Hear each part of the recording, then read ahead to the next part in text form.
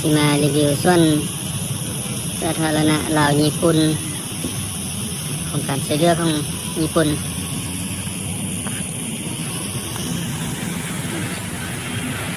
นี่แม่น้ำพุ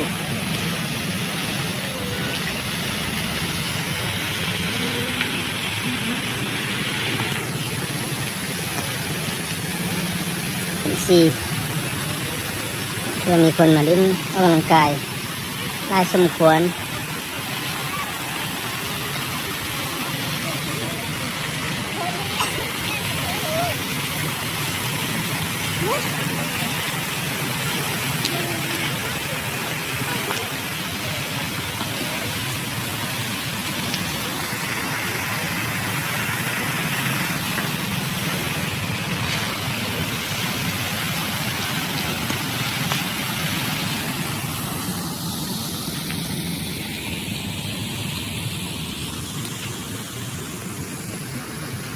จะมีเป็น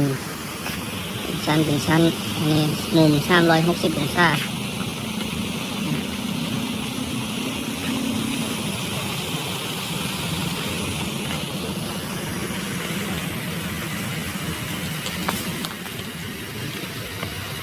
ขาขึ้นไปเป็นพักที่2ช่วงนี้คนก็กำลังก็เลิกกันแล้วเริ่มมันค่ำแล้วคนก็เริ่มน้อย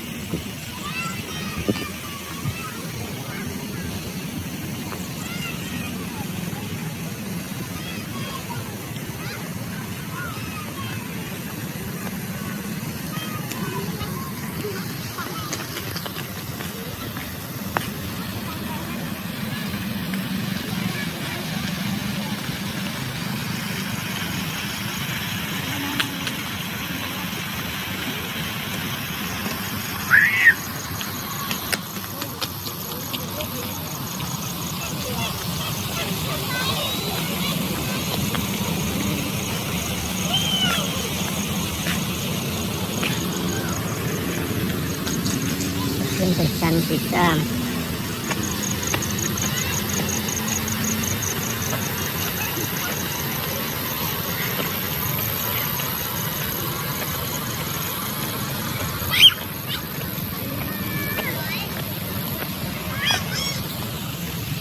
เป็นไม้ประดับลายชนิดในอย่างสวยงาม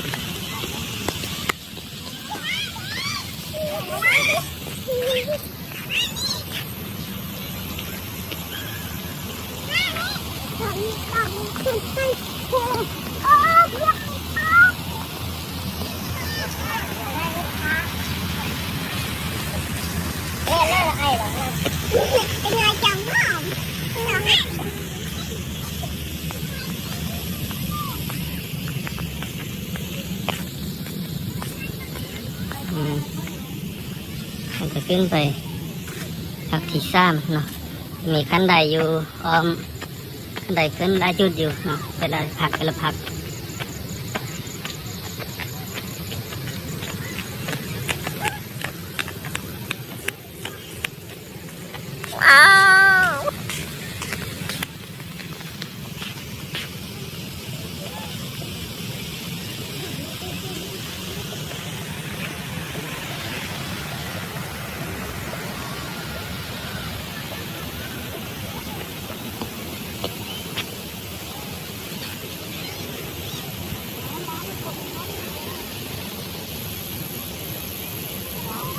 นั่นมันจุดทางขึ้น น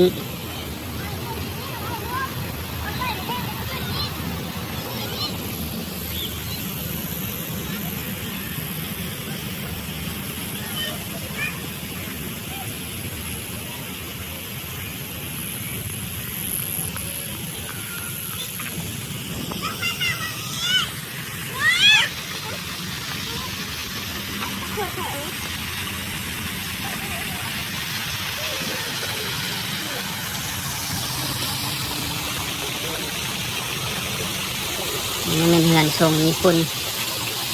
นะอันนี้ก็จะมีปลามีเด็กๆได้ชม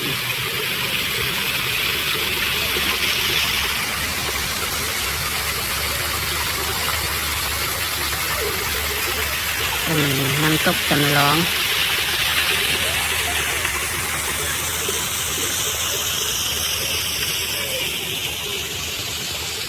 ตรงนั้นจะเป็นศาลา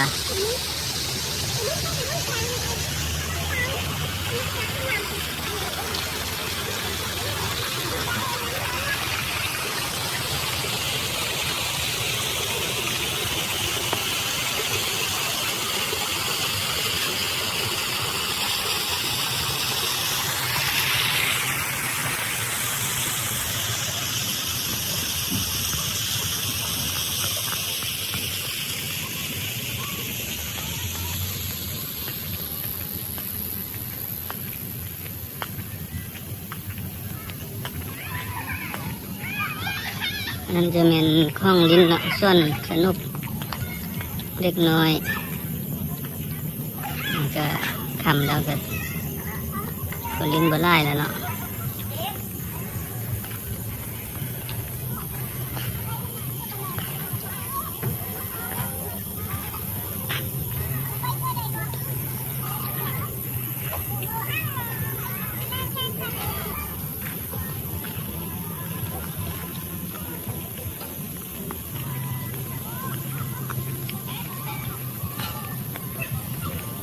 ค่อนข้างว่าคุ้มค่าอยู่เนาะลงทุนเนาะเหมาะแก่การลงทุนเยอะพอมีการอนามัยก็ค่อนข้างว่าดีสมควรเนาะแต่ยังขาดการดูแลการดูแลคือบุมีคนมาดูแลมาประจำอยู่นี้